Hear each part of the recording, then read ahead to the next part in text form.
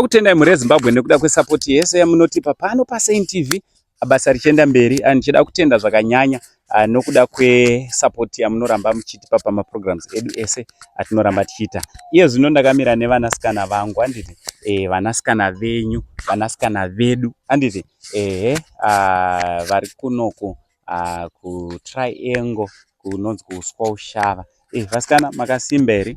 Tripa Magadiva. All right. Yes, kan Lolo. Wakadi? Tripa Magadiva. Kirnani. Zita rako nonzani? That is just a Karas. All right. Uri grade then? Grade 7. All right. Those Loraine Karas form 4. All right. Loraine, patakauya panapa tikataura newe some days ago une nyaya wakatizivisa kune vanoda kuona nyaya yevana ava izere. Link rachona riripo first pinned comment kana kuti mudescription.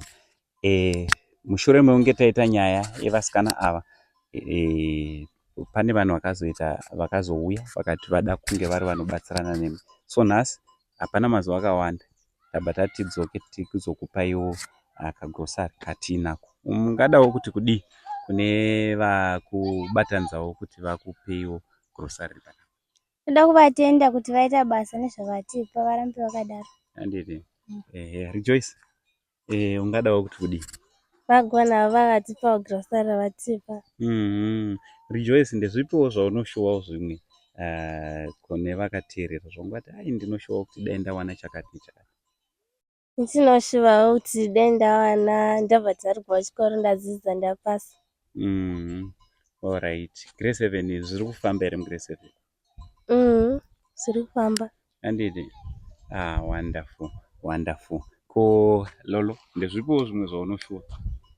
Ndoshuvirawo kuti vativakirawo imba yekugara, tatiisawo mabheti, ndabva tarigwa mari yeregistration. Handiti? All right. Ko hembe, unopfeka hembe bhutsu size ani nehembe?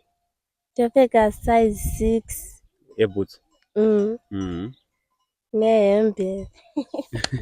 Size yehembe aziwo, munongomutarisa. Handiti? Koyo Size 5 yebhutsu.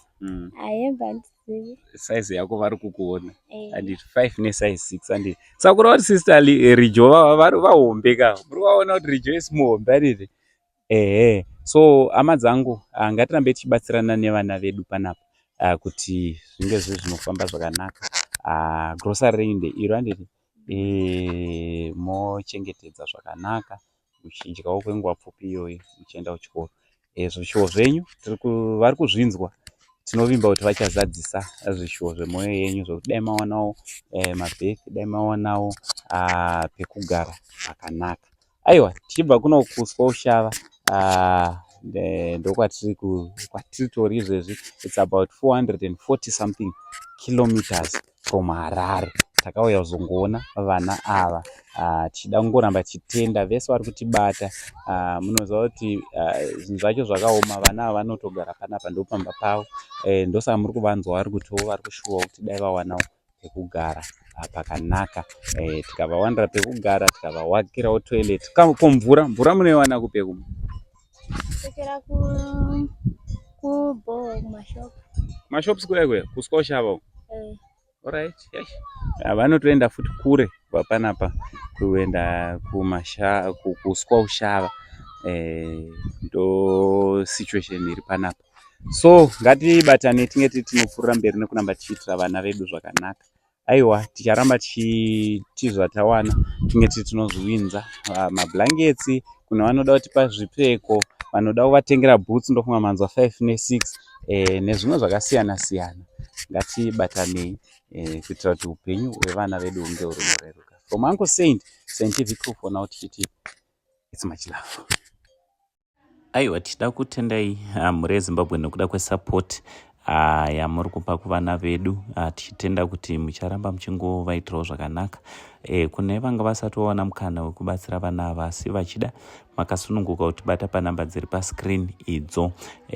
Tokurukura ipapo toona kuti tingabatsirana navo sei, zvikuru sei zvatatarisana nazvo kuti vatore mabirth certificates pamwe nekuregister kuti vange vari vanonyora, pamwe chete nekunge tiri tinoona kuti vavakirwa imba yekuti pekugara pavo pange pari safe kuvana vedu.